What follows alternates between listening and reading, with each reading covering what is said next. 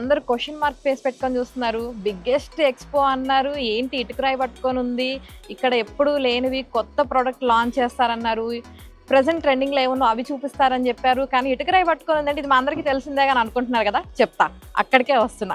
దీని ప్రత్యేకత ఏంటి, ఇది ఎందుకు ఇక్కడ ఎగ్జిబిషన్లో ఉంది, ఇవన్నీ కూడా నేను చెప్పడానికన్నా ముందు వారి మాటల్లో తెలుసుకుందాం. దాని తర్వాత నేను మీకు చెప్తాను. ఏమాత్రం లేట్ చేయకుండా వారితో మాట్లాడదాం రండి. హలో, ఏంటి అసలు ఈ ఇటుక యొక్క ప్రత్యేకత ఏంటి, ఎందుకు ఈ ఎగ్జిబిషన్లో దీన్ని పెట్టారు? This is a red clay brick. It is made up of clay and fly ash. So the strength of this brick is double than the normal brick what you get in the market. Water absorption is 18%. It won't cause seepages and all problems in the construction. Then the USP of this product is 0% breakage and wastage. What you get in the market, there will be minimum 10% breakage and wastage, but we assure you there will be 0% breakage and wastage. Even if you use this brick in a construction, there will be 30% cost cutting. Because of the fine edges, you will just need mortar for the binding, not for to filling the gaps and all.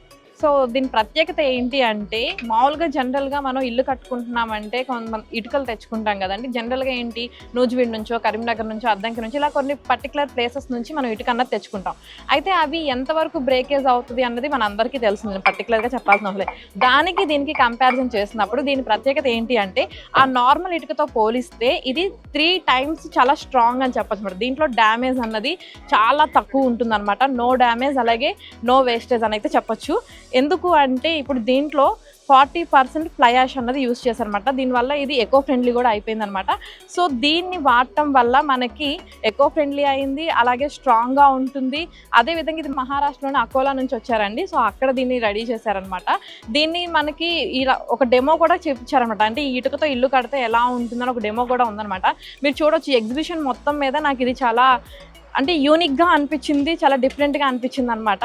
So నేను ఇక్కడ మీకు కడితే ఇలా ఉంటుందని ఒక example. ఓవరాల్గా మీరు ఈ విజువల్ను కూడా మీరు చూస్తున్నారు కదా, ఒక హౌస్ కడితే ఎలా ఉంటుంది అన్నది అయితే మనం విజువల్లో చూస్తున్నాం కదా, చాలా బాగుంది. అంటే జనరల్గా మనం ఇల్లు కట్టుకొని దానికి పెయింటింగ్ వేయడం ఇవన్నీ చేస్తూ ఉంటాం కదా, సో అలా ఏం అవసరం లేదు, దీంతో కట్టి అలా వదిలేయచ్చు అనమాట. అంత నీట్గా ఉంది. అంటే ఈ ఇటుకని టేబుల్డ్ మాల్ బ్రిక్ అంటారనమాట. సో ఈ బ్రిక్స్తో మనం ఇల్లు కట్టుకుంటే ఎలా ఉంటుంది అనేది ఒక డెమో కూడా ఇక్కడ ఎగ్జిబిషన్లో పెట్టారు. సో ఇది చూడగానే నాకు అట్రాక్టింగ్ అనిపించింది, ఏంటి ఇటుకతో ఇలా పెట్టారని. ఇక్కడికి వచ్చి అడిగి తెలుసుకుంటే కానీ దీని ప్రత్యేకత ఏంటి అనేది అర్థం కాలేదు. సో ఈ ఎగ్జిబిషన్లో ఇది ఒక హైలైట్ అని చెప్పొచ్చు.